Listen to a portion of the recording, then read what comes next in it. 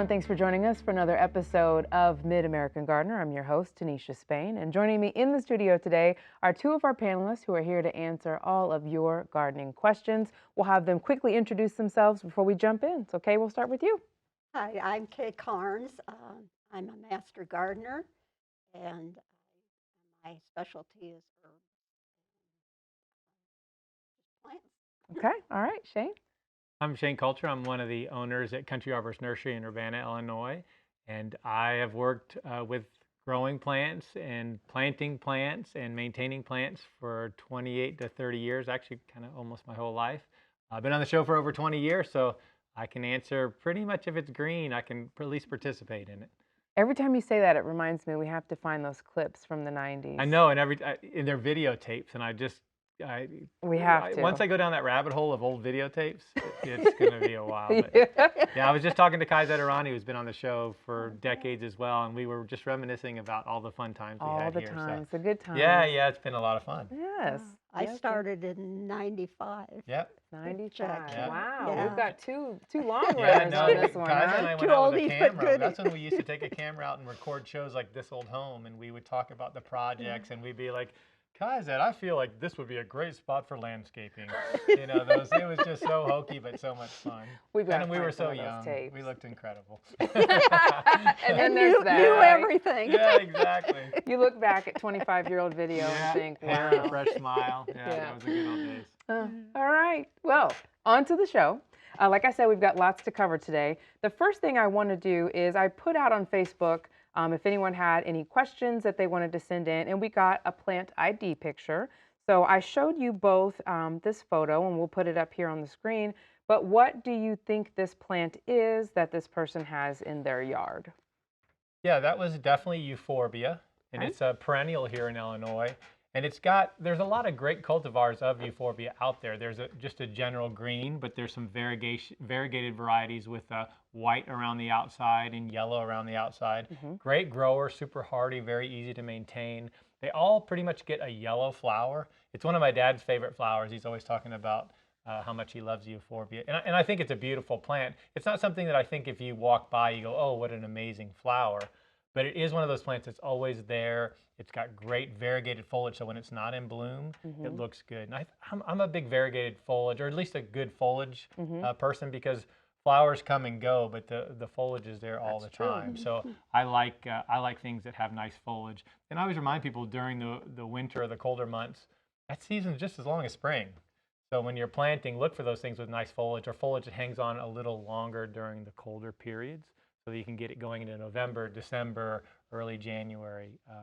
And euphorbia is one of those plants. Does it stay fairly compact? Is Yeah, it kind does. of like a shrubby? You can tell kind of from the picture it has these longer stems that, and it can be different sizes, of course. But yeah, it does stay pretty compact. It probably would be, depending on the variety, 24 inches by 18 inches tall, but it doesn't spread like wildfire. And that's the other thing. It doesn't spread through rhizomes very quickly. You know, some things you can look at a pot in a nursery and know if the plant is right at the outside of the pot, that thing's going to run as soon as you get home. And that's not one of them. It's a nice clumping form. Gotcha. Okay, thank you. Mary Klusky wrote in, since the ground isn't frozen hard yet, is it too late to put bulbs in? And we get this question a lot this time of year. So what would you say to that one? I'd say now would be a good time. The ground's still soft and with moisture. I know we had a couple inches of rain recently, and so I think that would be good now. Still got some time left on the clock? Yeah, but not much. Yeah, this is the time where, in the spring, when you come around and see everybody's flowers and you think, I wish I woulda, today's woulda.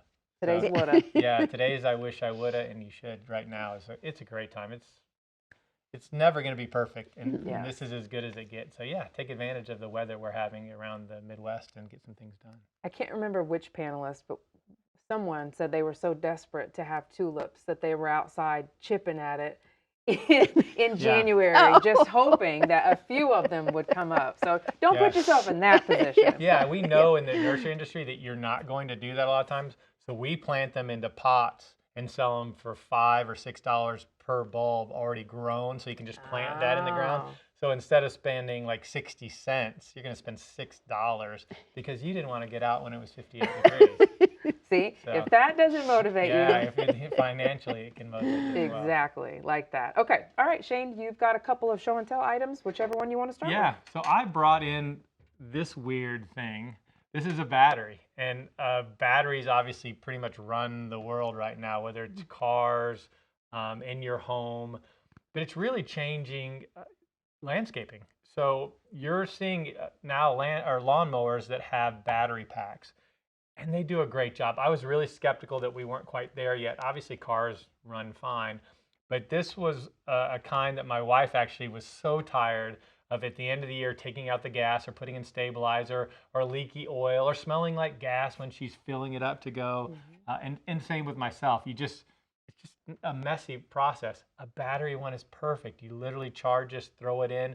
It runs great. It can mow my yard 2 or 3 times. It's quiet. I don't have to disturb my neighbors. The only sounds it makes are the automatic self-propel and maybe the whirring of the propeller or the blade. But other than that, it's completely quiet. It starts every single time in all kinds of weather.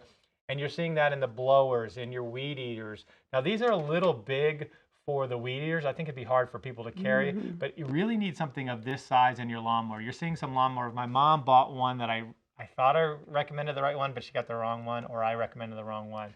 But it's 2 or 3 of those kinds of small ones you would find in a drill, and you just kind of stack them. It's just not as good. You want a big battery pack. And so I highly recommend moving over to an electric lawnmower if you can. They're not that expensive. They're almost the same price as a regular mower. Now, to play devil's advocate, Yeah. do you have a large yard? Because I know a lot of times people are kind of gun shy on going No, so electric. mine is not that big a yard. Mine's probably a 20-minute mow. Okay. But I will say they have riding lawnmowers now that have much larger battery packs, similar to a car, 2 big ones, and can mow any size property. You know, if you can drive your Tesla 400 miles, you probably can mow your lawn with some size battery. Okay. So yeah, you're seeing it at all different size things. And again, we can get into the ecological part, or the part about lithium and what do you do with the battery packs. I've seen a lot of old mowers just thrown around too, and a lot of oil running out of my driveway into the. So I think overall, this is still probably a little better move. Can you recharge that It battery? recharges. Yeah, you just throw it in a little charger, and it recharges every time. And again, when you start, you press a button. No pulling, no, oh, my carburetor's dirty. None of those things anymore. And it folds up really nice and just tucks back in there. I put it in my car and bring it over to my mom's and mow hers. And I don't worry about the oil and the gas leaking all over the back of my car. So it's just, it's really nice and convenient. And people ask me the best thing I bought last year. It's probably the Dyson vacuum. And this. And the electric mower. Yeah, The future is now. The future. If I'm involved in it, that means it's easy. All right. Thank you, Shane. All right. Okay, we're going to go to you. What'd you bring in? Okay, I brought, this is a winter savory plant. Savory is a herb that's used a lot in beans and legumes and soups and things. And there's 2 varieties. There's the summer savory and the winter savory. The summer savory is a annual, so it grows up and flowers and then dies off. And you can keep it longer by trimming it and keeping the flower, or cut the flowers off when you see the buds. The winter savory is a little bit stronger flavor. Both savories have kind of a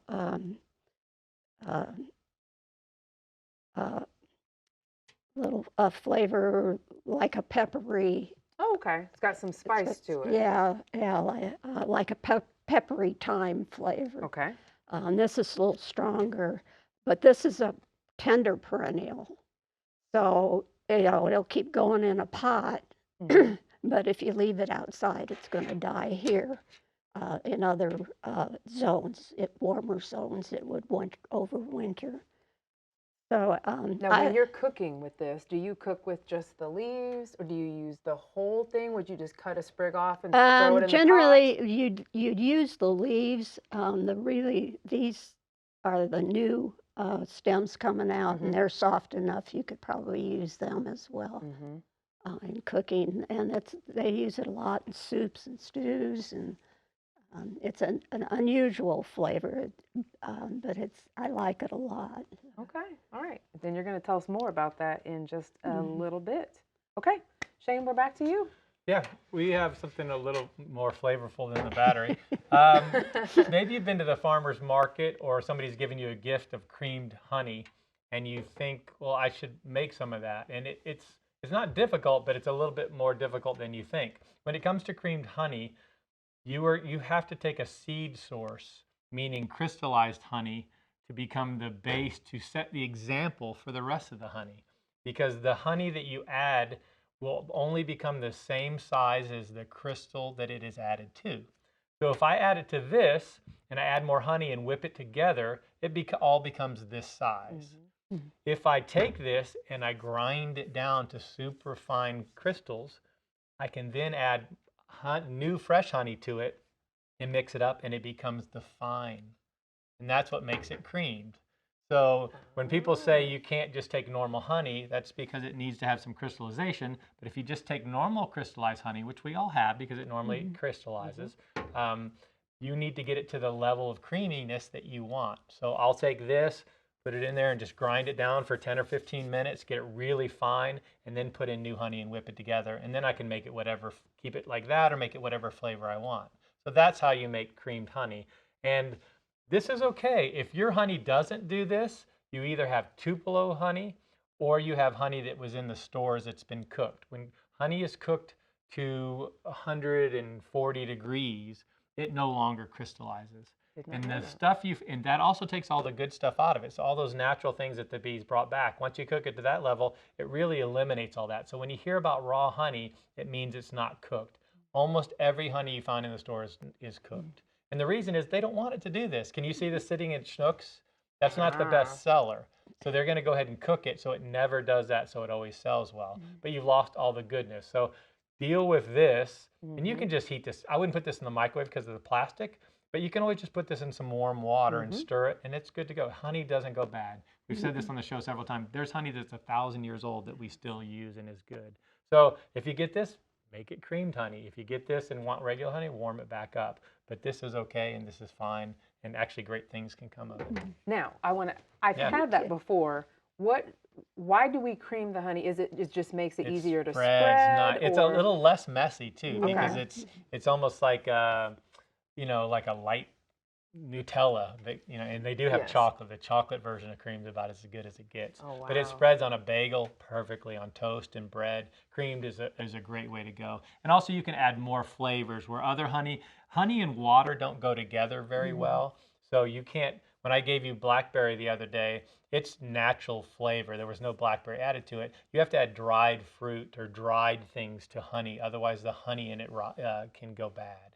So it has to be dried. And when you have dried things, the flavor sometimes isn't as good. So if I were to add blackberries to it, it just doesn't take on a really good blackberry flavor. Creamed honey is a little different. You can get a little crazier with your flavors and add some chocolate or strawberry. And so you can get some really good flavored with the creamed one as well. So you'll see, again, I like chocolate. Somebody gave me some strawberry that was incredible.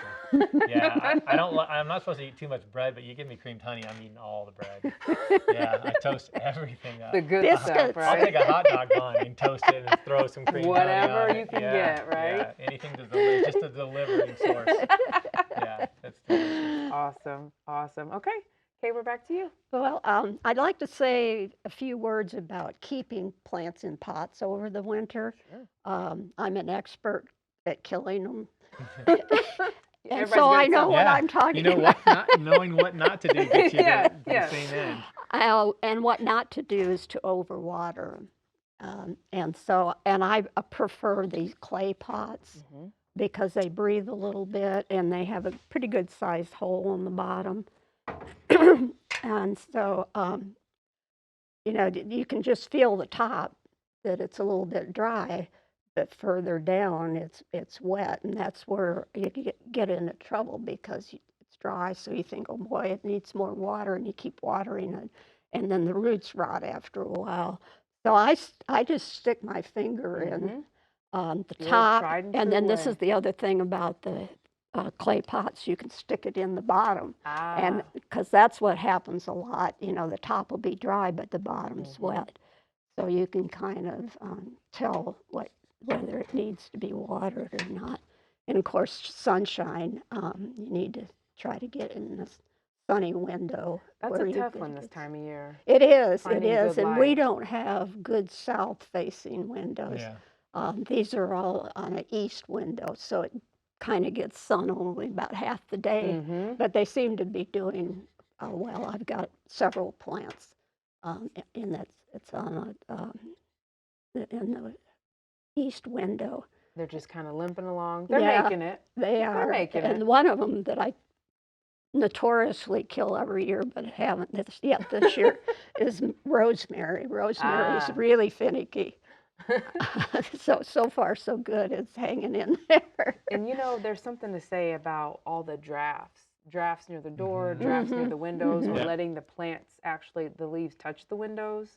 Mhm. Well, while we're talking about it, Shane, could you give us some Yeah, some so the one thing tips? that's been great, and I brought it on a show, I think this year, are grow lights. The Mhm. LED market has changed everything. So a grow light now is $20. Mhm. A Yeah. fancy one that has 5 heads on it is $50.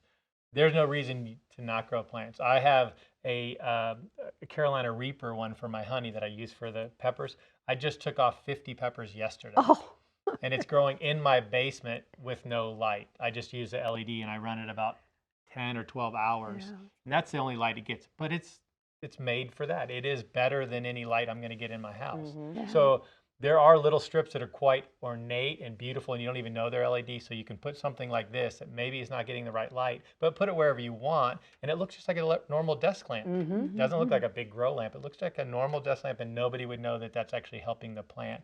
And so you can make something like that that is just a normal plant into a decoration because you can put it anywhere. It can be on a table in a nice Yeah. pot and growing with it looks like a table lamp, but it's really a grow lamp. So technology has really helped on that quite a bit.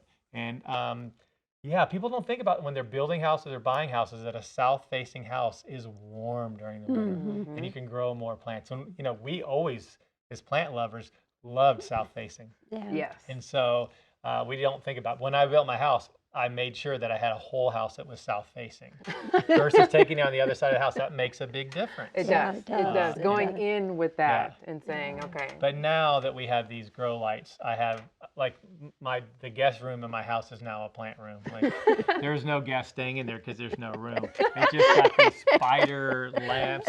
And the other thing is, I'm sure my neighbors just see this room glowing Oh. at night because we get dark early, and so I extend the night. So that room is just constantly lit up. Like a purple Yeah. glow comes Yeah, out of the exactly. window. Bright.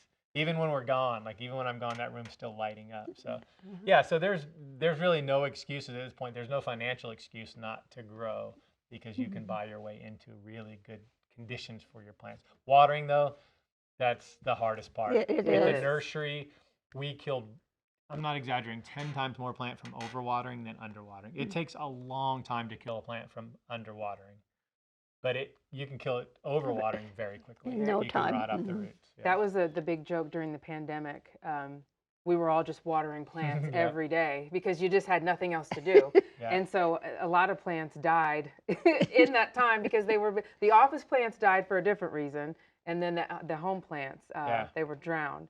Is there anything else that you guys, we've got about 7 minutes or so left, that we can talk about preparing folks for seeds, plans for next year? When do you start shopping for your upcoming year's seeds? Well, the seed catalogs will be coming in the mail, and Yes, they will. Large Just about that numbers. time. Yes. Usually right after Christmas you start Mhm. getting the Yeah, catalogs. But yeah. is that typically right around the time you start planning?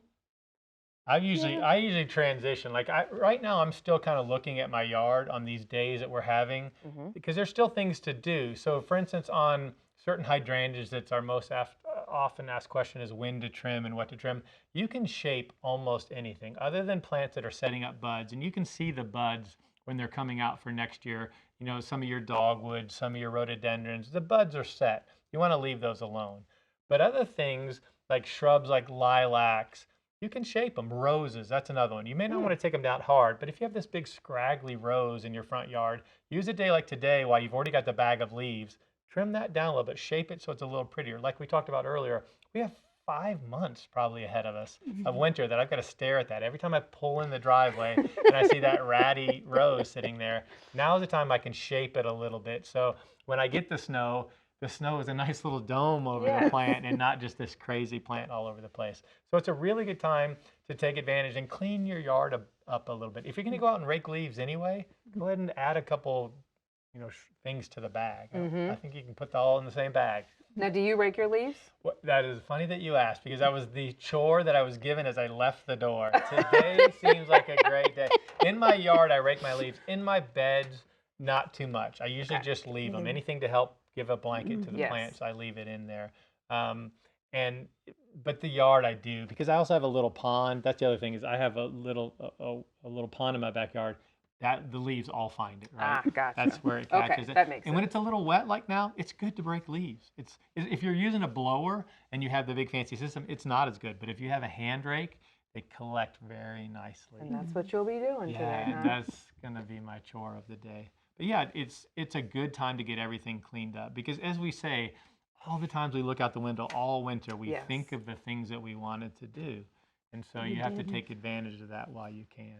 I oftentimes use this time of year too to identify the spots, the empty spots, what could go there, who's on either side, what would look nice. So it's a nice time to go out and kind of start and planting. Marking where things are, so that when you do plant things that have not come up, you can go ahead and plant, knowing that there's going to be something there and you don't dig it up. Yes. So the foliage on a perennial that dies back to the ground and it got cleaned up, you're never quite sure where that was. If you can put something there to remind it, if we get a nice early spring and we get a chance to get things planted, then maybe we can come back and say, oh, this little rock is a perennial. I'm going to plant it right over here. Because we do that all the time, especially on bulbs. We plant bulbs everywhere and we can't remember where we planted them. So then when we dig up in the spring, or we plant more bulbs, we dig up the old bulbs. Yes. Because we can't remember where the other ones were before. I've done that. So pictures do a great job too. We got 5 million pictures on our camera of everything but the plants where they're at. So go ahead and take pictures of what it looked like, so you can always refer back to your camera and say, oh yeah, I forgot, that stuff's all there. I'm going to fill that in. So the things that we talk about that have to be dormant or should be dormant to prune, are we there now? Are things? I think we've had enough hard freezes that we are. Yeah. Okay. Once the oak trees have started losing leaves, I feel like it's pretty dormant, because they're one of the last things to lose their leaves. It takes some good hard, and there's still oak trees with leaves. But in general, I think we're dormant. It is December, although it doesn't feel like it now, but it sure did a couple of days ago. Yes, it did. It was really cold a couple days ago. I think we're pretty good. The ground obviously is not frozen though, so you can do things in the ground. Gotcha. Okay. Yeah. But you can get out there and get to that pruning. Yeah. I always thought you were supposed to wait until like January, February. Yeah, when it's really, that's the ideal time. The ideal time for me is always like end of February, beginning of March, because I don't know. I always feel like when it gets cold now, the same temperature now and the same temperature spring feel differently, because as you get to the cold feels colder. But you get a little warmth in the spring, and it feels so much better. Like 45, you're putting on all your jackets. 45 and 50, you start putting on shorts in the spring. It's a different, so that's a time to get out there, and everything's definitely dormant. You can see some things, you can do a little trimming. That's what we always did at the nursery when it came to trees and things like that. Let them get through the winter. You don't know what's going to happen during the winter, but as long as they're protected. Like I said, I clean them up a little bit. I don't do anything heavy. On my roses in the spring, as soon as I see a leaf come through, I'll take it back hard, because now I know it's alive. I know how far it's died back, and I'll trim it back, and then it'll flush out beautifully. I don't want to do that until spring, but I don't want it scraggly, so I'll just take it back a little, and then in the spring is when I really start getting everything going. Going after it. Yeah, yeah. Are you doing anything out in your yard? Everything cleaned up, picked up, or? Not much. We still got a lot of leaves, but we let Mother Nature Mother blow them Nature away. takes care of those. I bought And a she's been doing a composter. pretty good job of that this year. Excellent, excellent. So I got a composter this year, and I've been layering and using that and cranking it, and so we'll see how that goes by spring, because we had a lot of leaves, we had a lot of old garden waste, and I just thought, why not just try to compost? Yeah, so ideally, that's the way to go. it works out really nicely. we dump all that in the back of our property, and then eventually you pull it back, and there's this great mulch or there's Yeah, the soil bottom under on it. it. Yeah, Yes. it's compost. It's Very great nice. compost. Awesome. Well, guys, thank you so much for coming in. We really appreciate your time and talent. And thank you so much for watching. If you have any questions, you can send them in to us at yourgarden@gmail.com, or you can just look for us on socials. Just search for Mid-American Gardener, and we will see you next time. Thank you so much for watching. Good night.